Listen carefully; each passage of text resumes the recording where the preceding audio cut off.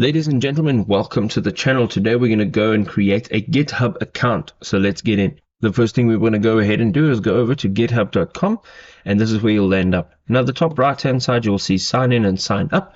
We're going to go ahead and tap on sign up. Once you are here, you will be prompted to enter some personal details such as your email address, your password, and a username. You're going to go ahead and create a password as well.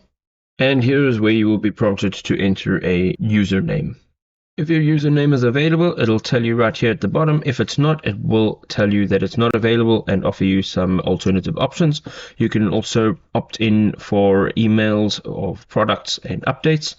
And over here, you will now have to verify that you are not a robot. So this is always fun. They make it very interesting each and every time they do one of these things. You're going to go ahead and say submit. Your account is now verified. You can go ahead and tap on create account at the bottom of the page. You will now get a code in your email account. We're going to wait for it over here. Here is that code now, and all you can do is copy the code and go in over here and paste that code, and your account will be successfully created. Over here, you have the opportunity to personalize your account. We're going to go ahead and skip personalization. However, I do suggest that you go through this so that your experience can be optimized for your liking. Your account is now complete. You can go ahead and start creating. If this was helpful, drop us a like. We'll see you next time.